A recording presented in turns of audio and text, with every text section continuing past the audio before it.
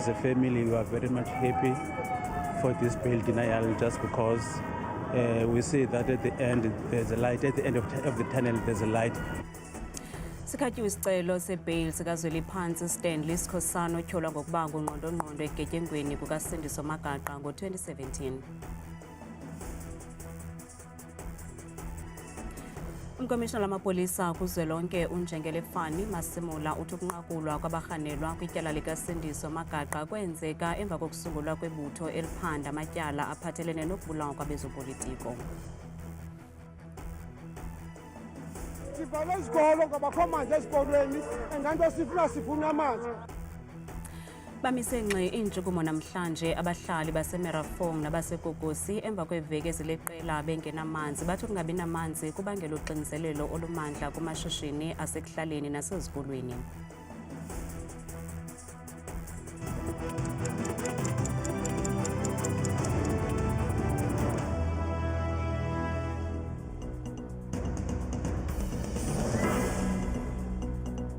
Sinamkele kwindaba zethu ndaba ndodwa ndaba nophumza sikhumba noyitoliki yolimi lwezandla Botani Mzontsundu. Sikhatyiwe isicelo sebheyili sikazweliphansi Stanley Sikhosana otyholwa ngokuba ngungqondongqondo egetyengweni kukaSindiso Magaqa ngo-2017. uSikhosana wayesakuba ngumphathi kumasipala waseMzimkhulu ngethuba kudutyulwa izihlandlo eziliqela uMagaqa kanti lo kaSikhosana ujamelene namatyala amathandathu kweli tyala. Luvakalise ukwanela sisigqibo senkundla usapho lukaSindiso Magaqa sokukhaba isicelo sebheyili sikazweliphansi Sikhosana nekukholelwa okokuba ngungqondongqondo kwiyelenqe lokubulawa kalo kaMagaqa ngomnyaka ka-2017. As a family, we are very much happy for this bail denial just because we see that at the end there's a light, at the end of the tunnel there's a light. We are going to sleep well today, and also we are going to know who killed Sindiso as the bail has been denied. I was scared just because I know I'm not safe. The life of going with the bodyguards is not really healthy. So now I'm happy, but we are going to wait for the High Court to decide on the matter as it is starting on the 6th of October. Ukanti kunyabantu lezotshutshiso lisamkele isigqibo sejaji namhlanje nanjengokumrhanelwa ezakutsho abe yinxalenye abanye abatyholwa ababini kwinkundla ephakamileyo eMgungundlovu. Well, if you look at the way the matter has moved, it has moved pretty quickly. So the accused will now appear in the Pietermaritzburg High Court alongside the other two accused in this matter. Ityala liza kuchotshelwa kusukela ngomhla wesithandathu kuya kumhla wama-30 ku-Okthobha. Umkomishinala wamapolisa kuzwelonke uNjengele Fani Masimula uthi ukunqakulwa kwabarhanelwa kwityala likaSindiso Magaqa kwenzeka emva kokusungulwa kwebutho eliphanda amatyala aphathelene nokubulawa kwabezopolitiko nelalikhokelwa nguNjengele uDumsani Khumalo. uNjengele uMasimula namhlanje bephendula kwizithyolo zokuba inkonzo yesipolisa inamatyathanga namaqela emigulukudu kwaye kukwakho nongenelelo lwezopolitiko kule nkonzo. Izolo umkomishinala wamapolisa kuzwelonke umkomishinala Fani Masimula uxelele ikomishoni yophando ukuba isigqibo somphathiswa sokuchitha iqela elijongene namatyala okubulawa kwabezopolitiko sasingalunganga. Namhlanje utyhole ngelithi kukho amangqina ohlukeneyo akhuseleyo kweli tyala. And he asked, does that include Sindiso Magaqa's matter? I said, yes, indeed. It's one of those matters that we said we want to brief you on, because what you see in the media, you know more about what happened to Sindiso Magaqa. It is exactly because of the PKTT that investigated the matter. uMasimula wongeze ngelithi umchunu wayenomsindo ngendlela engaqhelekanga emva kokuba eliqela lophando lenze impumelelo kwityala lokubulala uceba.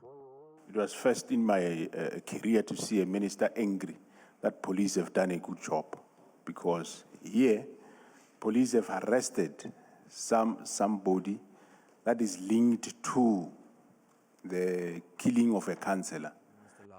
uMasimula uqhube wathi emva kokuba bebizwe ukuba bavele phambi kwekomiti yepalamente yamapolisa amalungu zange afumane nto igwenxa ngesigqibo somphathiswa sokulichitha eli gqiza. I do remember that maybe one member or so that said, no, they agree with the minister that the team must disband. So that I can remember, despite us showing them the work that the team was doing. uMasemula ukwaxelele ikomishoni ukuba izizathu ezinikwe ngumphathiswa kwimbalelwano yokuchithwa kweGqiza ebelichongiwe azinasihlahla kwaye nendlela awayeziphethe ngayo ngexesha lentlanganiso yayikrokrisa. Bamise nxe intshukumo namhlanje abahlali baseMerafong nabaseGogosi okukuza emva kweveki eziliqela bengenamanzi. Abahlali bathi ukungabi namanzi kubangela uxinzelelo olumandla kumashishini asekuhlaleni nasezikolweni. Kwaye le ngxaki yokunqongophala kwamanzi kukunyasha amalungelo abo. Masipala waseMerafong ujongene netyala elingange-1.4 billion yeerandi lamanzi. Kwaye lityala lingunobangela ukuba bangabi namanzi kulo mmandla.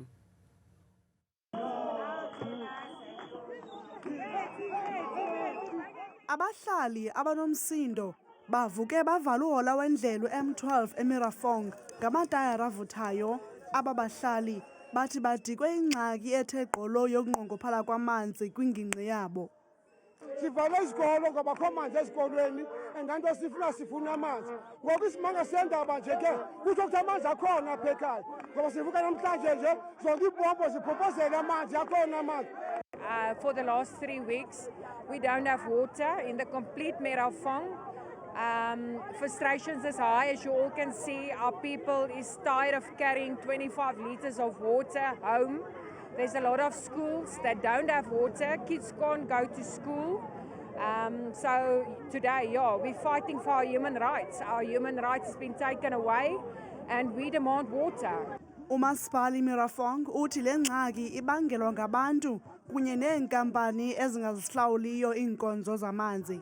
The municipality therefore is unable to finance and pay the current account of Rand Water because majority of our residences don't pay services, and as a result the municipality does not have the money to can also pay on the other end. The municipality collects about 5 to 7 million a month on water, and is expected to pay about 39 million to Rand Water, which is practically impossible. They are engagement with COGTA, they are engagement with SALGA to try to find a lasting solution to the crisis. Emva kokuba benikezele uxwebhu lwabo lwezikhalazo kumagosa karhulumente, aba bahlali bathenjiswe ukuba le ngxaki yamanzi bajongene nayo iza kusonjululwa kungekudala. Kusenjalo uluntu lwase-Alexander lugrogrisa ngokuphazamisa ingqungquthela ye-G20 ukuba ngaba isixeko saseRhawutini sizithabathela ingqalelo izikhalazo zalo. Lelokishi ijongene nemingeni yokungahanjiswa kweenkonzo yaye abahlali bathi kudala befaka izikhalazo kwesi sixeko ngaphandle kokufumana impendulo. Bakhala ngokunyevulelwa kwezikhalazo zabo sisixeko saseRhawutini. Abahlali belokishi yase-Alexandra batsho begrogrisa ngokumisa ngxi ingqungquthela ye-G20. Uyasinyatha uyasidelela unakisa nthini kakhulu oba baqabanga ukuthi mine le G20 mabayenze le edrobheni not la eSandton. We here to warn you uthi if iAlexander ayirestoriwe there's no G20. Kambe banikezele ngomqulu wezikhalazo zabo nalapho betyhola isixeko ngohanjiso lweenkonzo oluqhwalelayo. Key concern, housing and infrastructure. Illegal structure, diluted housing backlog, issuing housing to the rightful beneficiaries and poor infrastructure. Education, school being used for non-education purposes, overcrowded classroom, lack of quality teachers and crime drugs in our school. Akuna bylaws eAlexandra bafowethu ninotisele phela ukuthi kuhambeka kanjani. Akuna bylaw amaphoyisa abayeke lento yabo yokuhamba bethatha imali emasomaliyeni ukuthatha imali emashopo wabantu abangaphandle.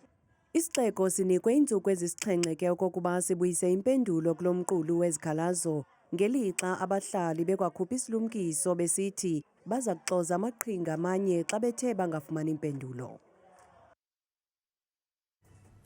Idabi lomthetho elibandakanya amalungu osapho lwayengusekela mongameli weli uDavid Mabuza malunga neenkcukacha ezimalunga nemali ebalelwa kwi-44 million rand yelifa lalo kaMabuza belikwinkundla ephakamileyo yaseMpumalanga eMbombela namhlanje. Inkundla iye yaphulaphula isicelo esenziwe yintombi kaMabuza uTamara Silinda ofuna isabelo kwezi mali ukuze akwazi ukuhlawula imali yezifundo zakhe engange-120,000 kwakunye nemali engange-40,000 ngenyanga yokumxhasa. Ingxelo yakhe kukuba wayexhomekeke kuyise ebomini bakhe, ngoko ke nayo unelungelo lokufumana imali kayise. Intombi yalowo ungasekhoyo nowayesakuba ngusekela mongameli weli umnumzana David Mabuza uTamara Silinda ifake isicelo enkundleni ifuna isabelo semali zikayise ezilawulwa yi-Alexander Forbes Financial Services. Amagqwetha akhe athi nangona inkosikazi kaMabuza iyiyo echongwe njengeselungelweni kuphela kwezimali, nabantwana bakaMabuza banamalungelo okuxhamla kwezimali. And we are submitting that this money should not be directed to the nominated person. Another thing that we also need to address the court on with a nomination. My Lord, when a person is nominated, it is not a peremptory provision. Nomination is only a wish. That a wish, it's directed by the person giving such a wish. And obviously decided case laws have been with us in saying that a nomination, it's only a guide. I think we need to obviously amplify that. Amagqwetha wenkosikazi kaMabuza amengelithi ezimali zizonikwa inkosikazi kuba yiyo echongiweyo. Actually, I can say I'm happy and I agree with the judge when he gave Alexander Forbes time to go and submit more evidence of what they are saying. So I'm happy about that. I'm just praying to God that the outcome be positive, be on the kids' side. So we are happy with the decision. Hopefully by next week we'll have this be concluded because the children still have a life to go back to. Ukanti lityala limiselwe uLwesibini kwiveki ezayo. Ingqungquthela yesizwe ejongene nemiba yenqawule ingene kusuku lwesibini namhlanje nalapho iingcali abaqulunqi bomgaqo-nkqubo kunye namaxhobo lwaphulo-mthetho bedibene kwiziko loluleko iRhosi Mampuru ukushukuxa imiba ephathelene nenkqubo yokukhululwa kwamabanjwa ngenqawule kweli. Le ngqungquthela ijolise ekujongeni imingeni ejongene nale nkqubo kwakunye nokubuyisela intembeko yoluntu kwinkqubo yobulungisa kweli. Abaphuli-mthetho kufuneka bafumane inkxaso ethe kratya xa sele bebuyiselwe eluntwini. Lawo ngamazwi athethwe ngumphathiswa weenkonzo zoluleko umnumzana Peter Groenewald. To give an idea, at the moment it consists of 6 members. 4 of those members are members from the community. There are 52 parole boards in South Africa. Now, the call here over the last 2 days was actually that you also have to have psychologists on that board, criminologists, social workers, people who are specializing in the field of whether people have a high risk or not. Because for me, that is the most important matter. Le bhodi ithi kubalulekile ukufumana ingxelo evela kwiingcali ezahlukeneyo nezinamava kwinkqubo yobulungisa kulwaphulo-mthetho ukuze zicebise ibhodi yenqawule kwizigqibo ezinothi zithathwe. If you check the NCCS, which is a council that is established through the Act to advise the minister, it has psychologists, social workers, criminologists, in as much as it has your judges and those that have experience in the criminal justice system. So that type of structuring, for me, I think if we extend it to the parole boards, it will help a lot. Owabulala umntu ngempazamo uthi emva kokufumana uqeqesho lokubuyisela kwesimilo entolongweni inqawule imnike ithuba lesibini ebomini. While I was still in prison inside, now I've taken a chance to change my life, to accept and take accountability of my mistake, knowing that it was, a very big crime that I did and an offense that it's irreversible. And I know the impact it has not impacted only, the victim's family, but it has in fact impacted the community at large. Iinkcukacha-manani zamvanje zibonisa ukuba eMzantsi Afrika phakathi koFebruwari ka-2024 noFebruwari walo nyaka kubantu abayi-2,395 abathe bakhululwa ngengqawule, i-254 kubo iphinde yabandakanyeka kulwaphulo-mthetho. Nantsi imozulu noThabile Makhaphela.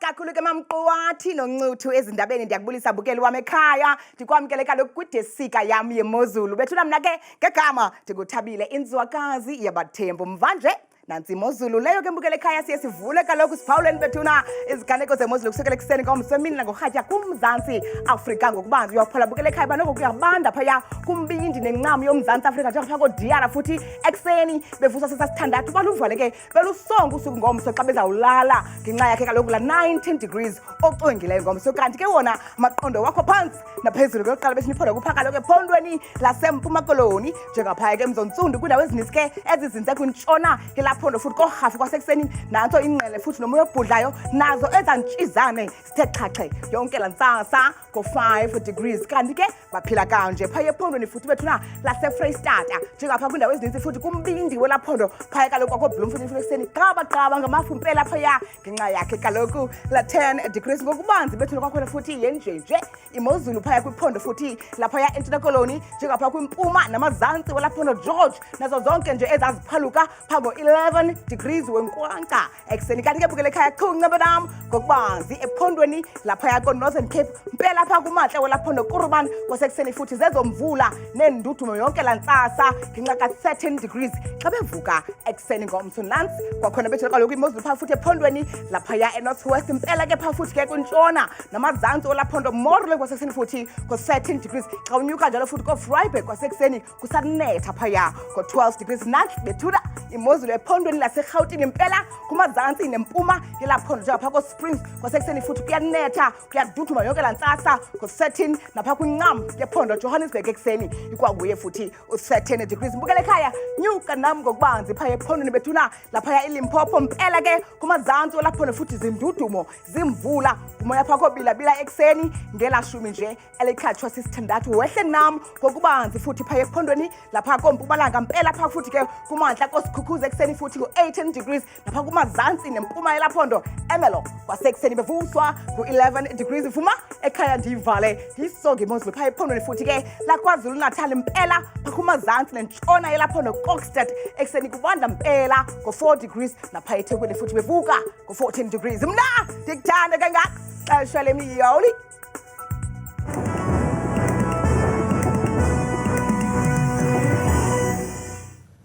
kanti ungawafumana la manqaku namanye kwiqonga lethu le-YouTube nelithi Iindaba Zethu ku-163 ngomso oogxa bethu baza kuziphaka zishushu izindaba zethu ngolwimi lwesiZulu. Kamnandi mawethu.